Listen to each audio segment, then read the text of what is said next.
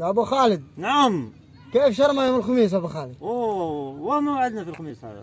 موعدنا البيعة، الشباب كله يروحون لشرمة. اوه، يعني اخر الشهر هذا. ايوه. احييكم والسلام عليكم ورحمة الله وبركاته متابعيني. بعض النصائح اللي بتكون في شرمة، كل واحد يروح يلتزم ما هو مشروط، لأن هي شرمة محمية كالمحميات الطبيعية.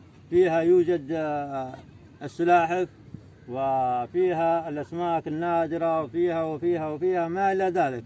ونقول لكم أتمنى نظافة المكان وسلامة الموقع هو أهم شيء في هذا الموقع. ونقول لكم أننا احنا سنكون متواجدين يوم الخميس في شرمة مع مجموعة من الشباب، وسنكون هنالك لنوثق ونكون أحد أنشطتنا يوم الخميس. لم ينتهي المقطع، وإضافة في المقطع نقول لكم نصيحة للموالعة. يا موالعة، انتبهوا من الدخان، لأن الدخان يشتكون منه السمك، فالسمك عنده نستمة تمام، وسلاحف تمام، وقاعد القطوف حق الدخان لا ترمونهن، ارموهن في أماكن آمنة.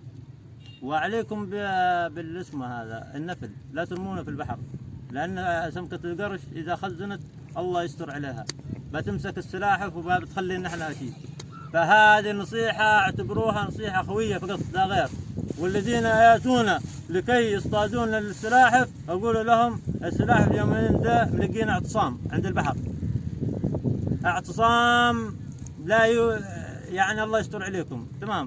واقول لكم باللغه الفصحى هو عباره، لا تنسوا الاشتراك واللايك لا تنسوا الاشتراك واللايك والاشتراك في القناه في يوميات ابو خالد هذا. والسلام عليكم ورحمه الله وبركاته.